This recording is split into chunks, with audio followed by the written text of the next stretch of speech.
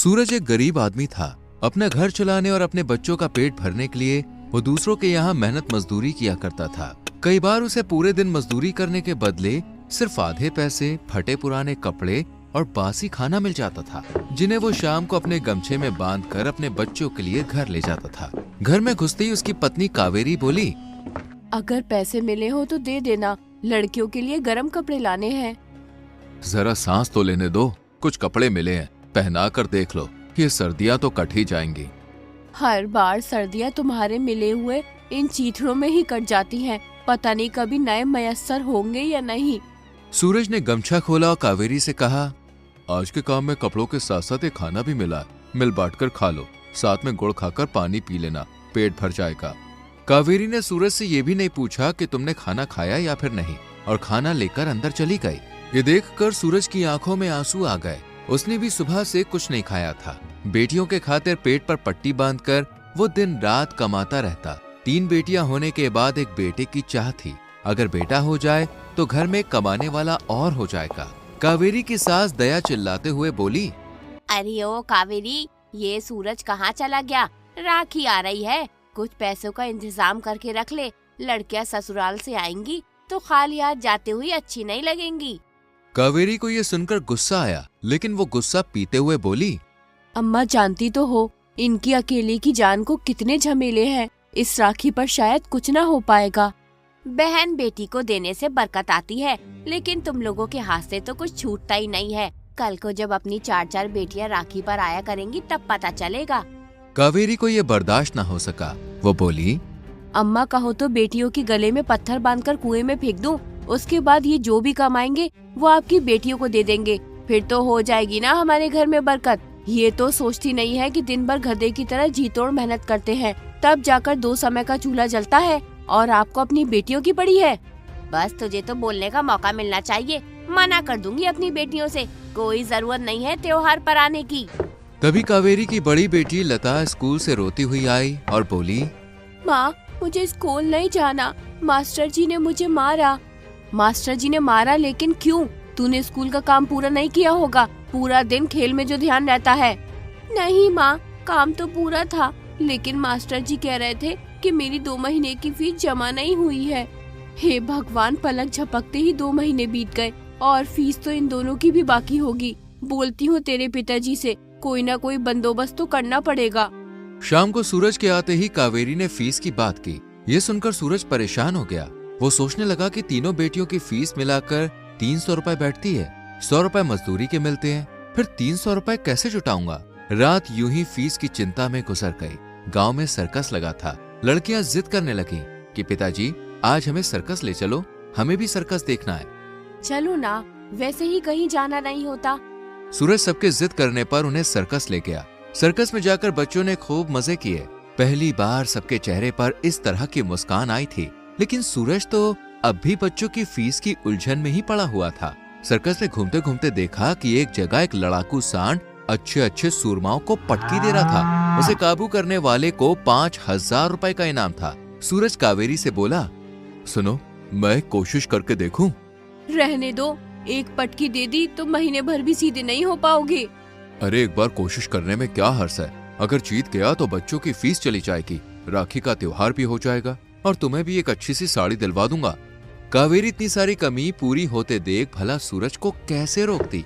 सूरज सांड से लड़ने चला गया। सांड को काबू करते समय सूरज के दिमाग में सिर्फ एक ही बात थी कि बस कल किसी भी हालत में बच्चों की फीस जमा करनी है। भगवान ने सूरज की सुन ली और सूरज जीत गया और उसे 5000 रुपए मिल गए।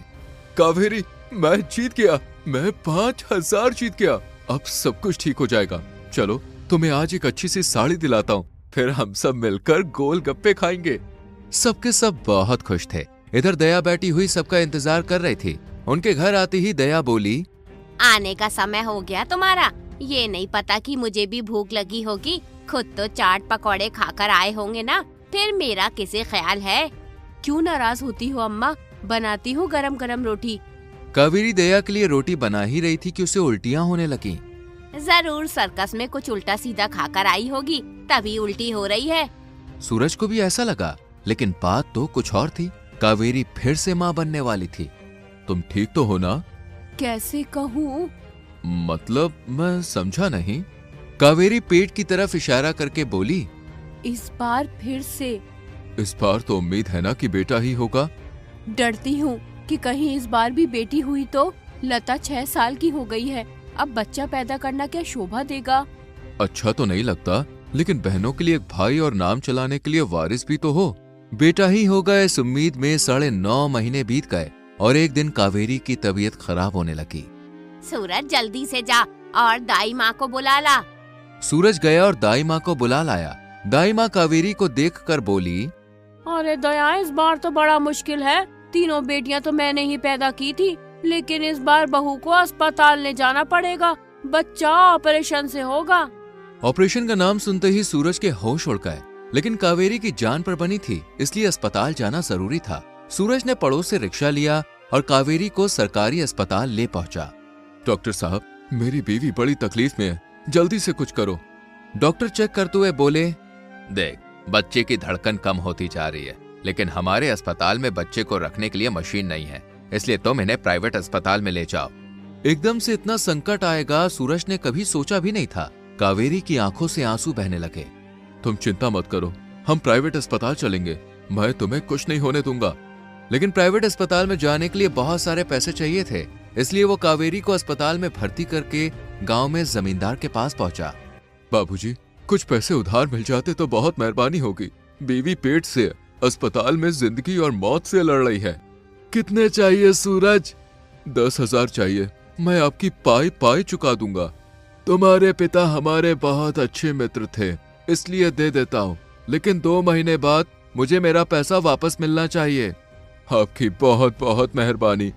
पैसा लेकर वो दौड़ता हुआ अस्पताल पहुंचा। कुछ देर के बाद, बेटा हुआ है, लेकिन अभी स्थिति नाजुक है, इसलिए मशीन में रखा गया है। जैसे ही खतरे से बाहर आएगा हम दिखा देंगे। आधी अधूरी सही, लेकिन बेटा पैदा होने की खुशी में सूरज खुशी से रो पड़ा। चाहकर भी अपने आंसुओं को वो रोक नहीं पाया, और रोकता भी कैसे? उसकी मनचाही मुराद जो पूरी हुई थी। 3 दिन नर्सरी में रहने के बाद बच्चा उन्हें सौंप दिया गया। अब माँ और बेटा दोनों ठीक थे। अस्पताल में 7,000 रुपए खर्च हुए। घर आने के बाद कावेरी बोली, बहुत पैसा खर्च हो गया, सर पर कर्जा रखा गया, सो अलग। तो क्या हुआ, बेटा भी तो हुआ है, मैं हूं ना। अब कोई दूसरा काम देखूंगा और ये सारा कर्जा उतार दूंगा। कितने पैसे बचे हैं? 3,000। उनकी बातें सुनकर दया बोली, अरे सुन सूरज, तेरी बहनें भी भतीजे होने की खुशी में रेशमी साड़ी मांग रही हैं और गांव में लड्डू भी तो बंटवाने हैं। ठीक है अम्मा, मैंने तो सोचा था कि पहले थोड़ा कर्ज उतार दूं। जिंदगी में कर्जा पानी तो लगे ही रहते हैं, पहले जो मैंने कहा है वो कर। 2-4 दिन अपने बेटे के साथ तो ऐसे ही बीत गए। उसके बाद सूरज ने सोचा, इससे अच्छा तो रिक्शा चलाना शुरू कर दूं। अभी 3,000 बाकी हैं, उसमें एक अच्छा रिक्शा आ जाएगा, बाकी तीज त्योहार सब बाद में। सूरज ने रिक्शा खरीद लिया और फिर रिक्शा चलाने लगा। रिक्शे से उसकी आमदनी तो ठीक होने लगी, मगर बचत के नाम पर उसे 1 रुपया भी नहीं बचता था। इसी तरह जमींदार के पैसों को 4-5 महीने बीत गए। एक दिन जमींदार घर पर आकर बोला, सूरज, लगता है तुम तो पैसा लेकर भूल गए हो, बताओ कब दोगे पैसे? बस बाबूजी, कुछ दिन और, फिर मैं आपके सारे पैसे दे दूंगा। अभी चाह कर भी पैसे इकट्ठा नहीं हो पा रहा है। सर्दी शुरू हो गई है, सोच रहा हूँ इस बार 2 रजाई खरीद लूं। बस 1 महीने की मोहलत और दे दो, दोबारा कहने का मौका नहीं दूंगा मैं। ठीक है, महीने से 1 दिन ज्यादा नहीं होना चाहिए। सर्दियों के दिन थे, ठंडी हवा से हड्डियां गले जा रही थी। कावेरी दुखी होकर बोली, सारे पैसे यूं ही खर्च हो जाते हैं, बच्चों पर एक भी स्वेटर और गर्म कपड़े नहीं है। क्यों? पिछले साल जिसके यहाँ मजदूरी की थी उसने अपने बच्चों के पुराने कपड़े दिए तो थे। पुराने ही तो थे, सब खराब हो गए।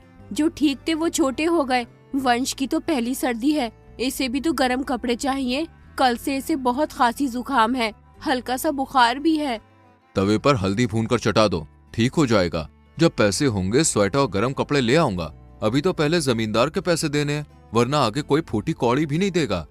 सर्दी का कहर बढ़ता ही जा रहा था और सर्दी के साथ वंश की तबीयत भी खराब होती जा रही थी। महीना बीत गया। सुबह सुबह जमींदार आ खड़ा हुआ और बोला, सूरज, अब और बर्दाश्त नहीं करूंगा, मुझे मेरे पैसे चाहिए। बाबूजी, बड़ी मुश्किल से 3,000 रुपए जोड़े, फिलहाल इन्हें रख लो, मैं हर महीने 3-3 हजार रुपए करके लौटा दूंगा। ठीक है, लेकिन जो तुमने आनाकानी की तो घर पर कब्जा कर लूंगा, साथ में 3,000 मुझे ब्याज के भी चाहिए। लेकिन बाबूजी, ब्याज तो तय नहीं हुआ था। 6 महीने भी तो तय नहीं हुए थे, तुमने कहा था कि 2 महीने में लौटा दूंगा। सूरज कुछ न कह सका, जमींदार चला गया। अब तो घर का भी डर सताने लगा कि कहीं वो पैसों के बदले घर को न हड़प ले, इसलिए सूरज का सारा ध्यान पैसा लौटाने पर था। वंश की तबीयत बिगड़ती जा रही थी। घर के सब नुस्खे आजमा कर देख लिए। देखो तो, वंश का चेहरा पीला पड़ता जा रहा है, पसलियां तेज तेज चल रही है, हमें इसे अस्पताल ले जाना चाहिए।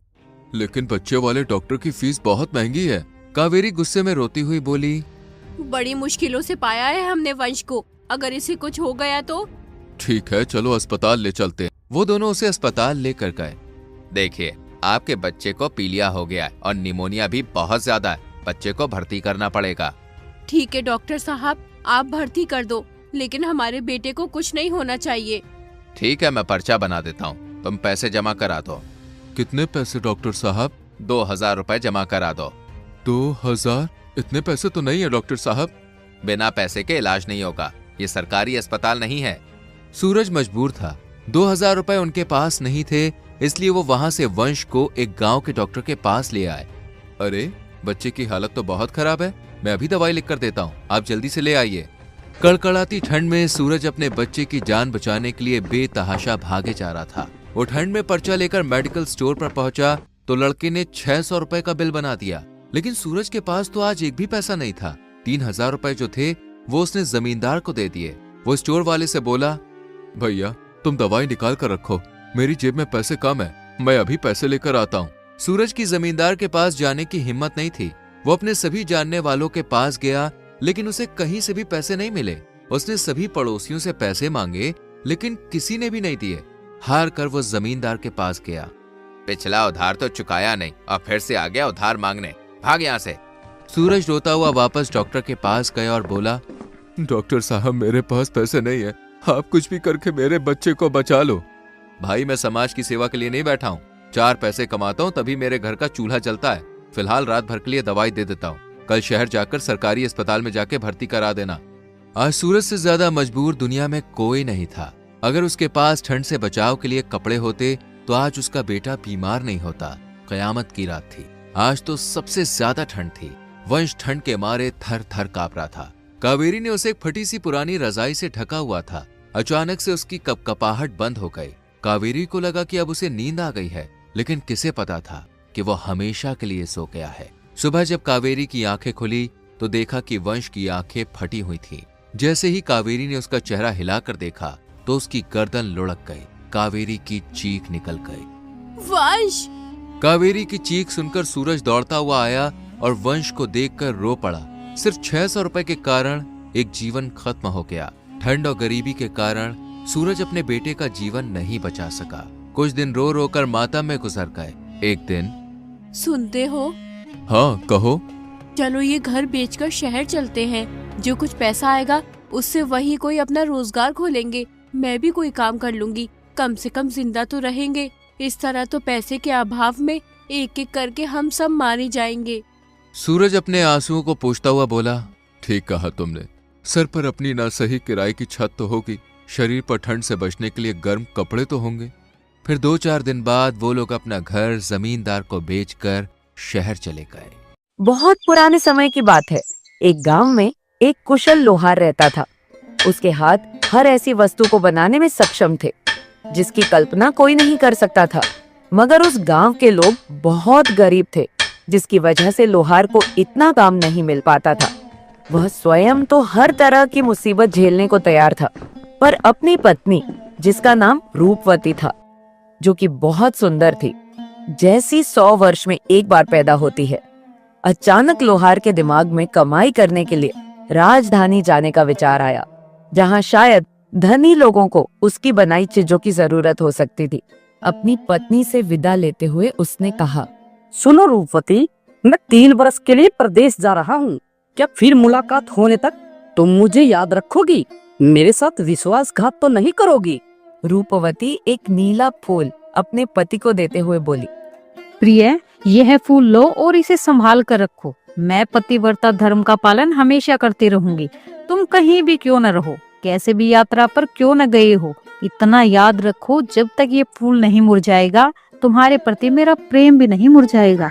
लोहार अपनी पत्नी की बातों पर भरोसा करके घर से निकल गया।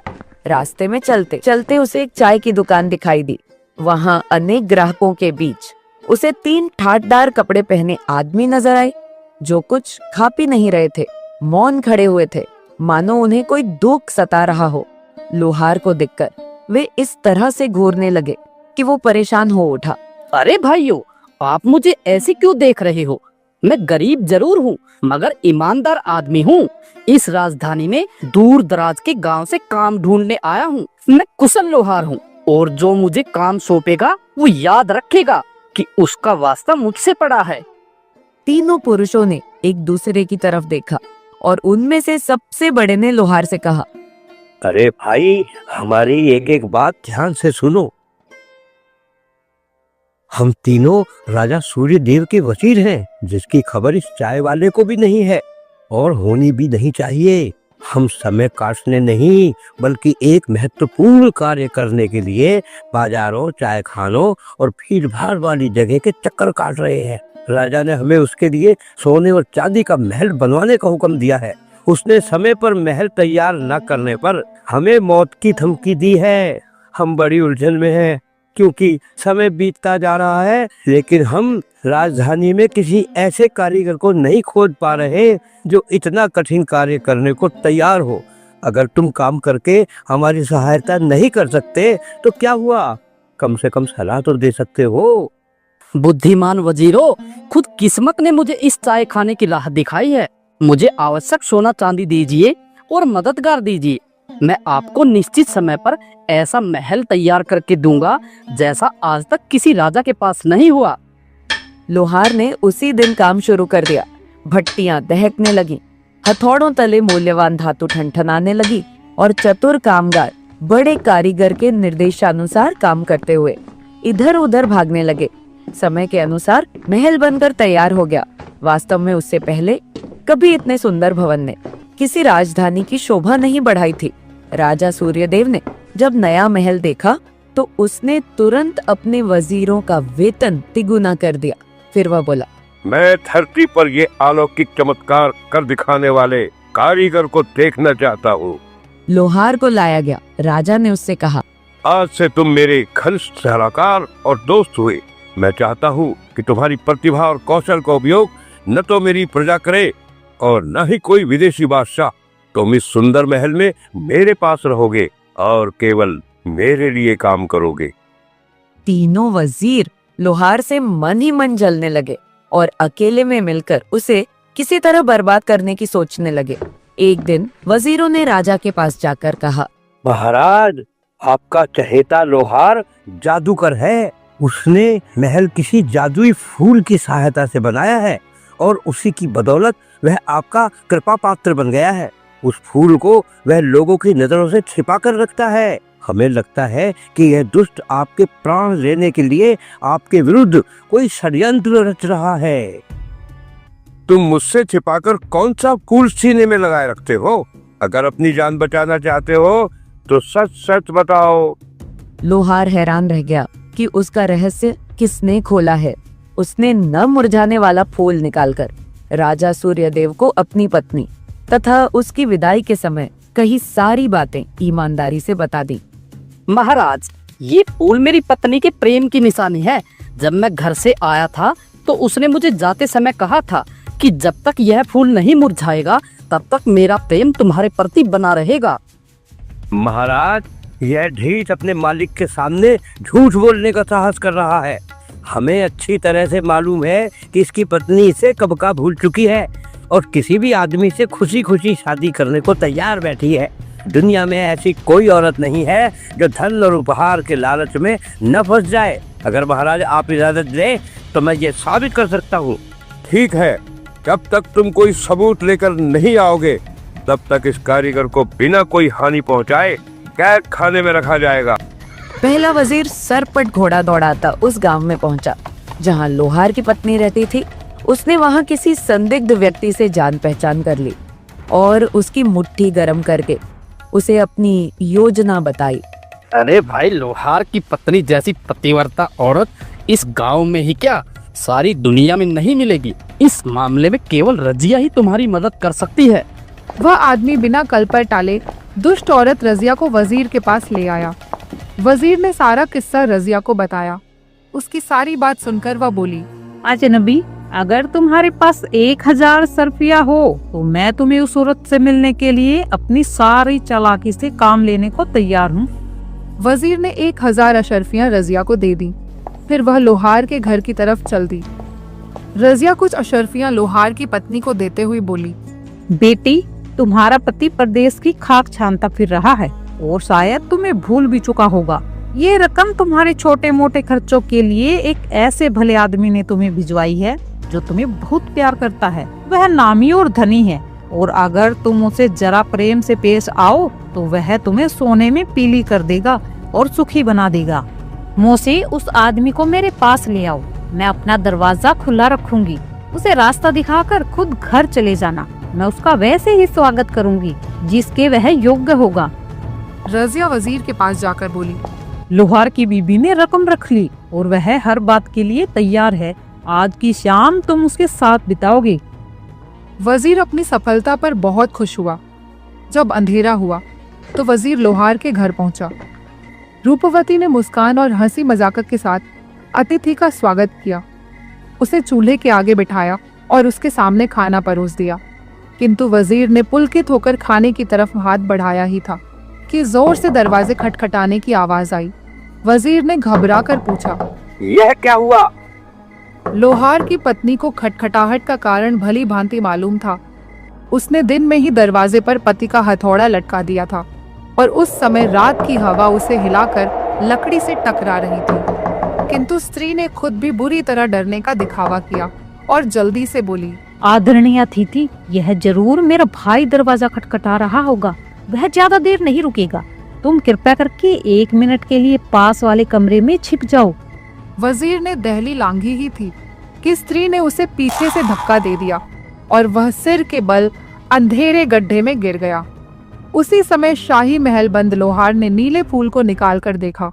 फूल ताजा और खुशबूदार था, वैसा ही जैसा कि रूपवती ने बिछड़ने के दिन दिया था। अगले दिन लोहार की पत्नी ने गड्ढे में भेड़ के ऊन का ढेर डाल दिया और अपने कैदी को उसे धुनने का आदेश दिया। याद रखो, काम ढंग से नहीं किया तो दोपहर में जई की रोटी नहीं मिलेगी। वजीर को गए कई दिन बीत गए, जबकि राजा उसका इंतजार करता करता ऊब गया। एक दिन उसने दूसरे वजीर से कहा, तुम्हारे मित्र की मेरे सामने आने की हिम्मत नहीं हो रही है, क्योंकि लगता है वह कुछ नहीं कर पाया है। अगर तुम लोगों ने कारीगर की झूठी शिकायत की तो तुम्हारी खैर नहीं। महाराज, हमने आपको बिल्कुल सच बात बताई है। अगर आप हुक्म दे तो मैं इसे साबित कर सकता हूँ। ठीक है, लेकिन जल्दी लौटना। कुछ समय बीतने पर दूसरे वजीर के साथ भी वैसा ही हुआ जैसा कि पहले वजीर के साथ हुआ था। व्यर्थ धन खर्च करके वह भी गड्ढे में पहुंच गया। गड्ढे में उसकी दृष्टि भेड़ का ऊन धुन रहे आदमी पर पड़ी। तुम कौन हो? तब वे एक दूसरे को पहचान गए और एक दूसरे को दोषी ठहराते हुए आपस में झगड़ने लगे। लोहार ने नीला फूल निकालकर देखा, वह ताजा और सुगंधित था। राजा सूर्यदेव ने इस बीच दूसरे वजीर के लौटने की प्रतीक्षा किए बिना तीसरे वजीर को लोहार की पत्नी के पास जाने को कहा। अगर तुम 3 सप्ताह में मेरे सामने हाजिर नहीं हुए तो तुम और वे दोनों नीच फांसी के फंदे से बच नहीं सकोगे। तीसरा वजीर राजा का आदेश पाकर सफर पर निकल पड़ा और शीघ्र ही वह भी बिना कोई सफलता हासिल किए गड्ढे में अपने मित्रों से जा मिला। तीनों एक दूसरे को दोषी ठहराने लगे। उधर एक दिन राजा ने लोहार को अपने सामने पेश करने का हुक्म दिया। मेरे तीनों वजीरों को तुम्हारी पत्नी के पास गए हुए काफी अरसा बीत गया, पर अभी तक वे लौट कर नहीं आए हैं। मुझे संदेह है कि तुम्हारी पत्नी ने उन्हें अपने जादू से मार डाला है। अगर ऐसा है तो मैं तुम्हारा और तुम्हारी पत्नी का भी सिर कटवा दूंगा। लेकिन अगर वजीरों ने तुम पर झूठा लांछन लगाया है तो उन्हें इससे भी कड़ी सजा मिलेगी। मैं खुद तुम्हारे घर जा रहा हूँ और हाँ, तुम्हें भी मेरे साथ चलना होगा। कुछ समय बाद राजा सूर्यदेव अपने सैनिकों के साथ लोहार के गांव की तरह चल दिए और लोहार राजा को अपने घर में ले आया। राजा ने रूपवती से पूछा। ऐ स्त्री, क्या तुम्हारे पति की गैरहाजिरी में तुम्हारे पास मेरे 3 वजीर आए थे? आपकी उम्र दराज हो गई महाराज। वजीरों की जगह तो अपने राजा के दरबार में होती है। वे गरीब और अकेली स्त्री के घर में क्यों आएंगे? राजा चुप हो गया और अपनी व्याकुलता छिपाने के लिए कालीन को ध्यान से देखने लगा। तुम्हारे पास यह इतना बढ़िया कालीन कहाँ से आया? जहाँ पनाह, यह कालीन मेरी नौकरानियों ने बुना है। नौकरानियों ने? लेकिन तुम्हारा पति तो मुझसे कहता था कि वह तुम्हें बहुत गरीबी हालत में छोड़ गया है। नौकरानियां रखने के लिए तुम्हारे पास पैसा कहाँ से आया? महाराज, मेरी नौकरानियां तनख्वाह नहीं मांगती। वो दिन में जई की एक रोटी के बदले मेरे सारे काम करती है। इतना बोलकर रूपवती अंदर गई और तीनों वजीरों से फुसफुसाकर बोली। मुसीबत आ गई, मेरा पति लौट आया। अगर उसने आपको मेरे घर में देखा तो आपका काम तमाम हो जाएगा। मैं आपकी मृत्यु नहीं चाहती, इसलिए यह उस्तरा लीजिए और जल्दी से अपनी दाढ़ी मुंह से साफ कर लीजिए। ये लीजिए मेरे पुराने कपड़े, बिना देर लगाए इन्हें पहन लीजिए। फिर मैं आपको अपनी सहेलियां बताकर घर से बाहर कर दूंगी। वजीरों ने बिना चूकिए औरत की बात मान ली और कपड़े पहनकर बाहर आ गए। राजा सूर्यदेव हैरानी से उन्हें कई देर तक देखता रहा और अंत में बोला, कितनी अजीब नौकरानियां हैं। कदकाठी से तो नहीं लगती कि ये औरतें हैं। मुझे इनके चेहरे जाने पहचाने लगते हैं।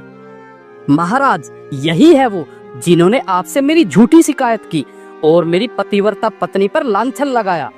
महाराज महाराज, हमें माफ कर दीजिए, हमसे बहुत बड़ी भूल हुई है। राजा सूर्यदेव आरंभ में उनकी बात गुस्से में सुनता रहा, पर जब वे लोहार के घर में हुई अपनी दुर्गति के बारे में बताने लगे तो राजा सूर्यदेव के हंसते हंसते आंसू आ गए।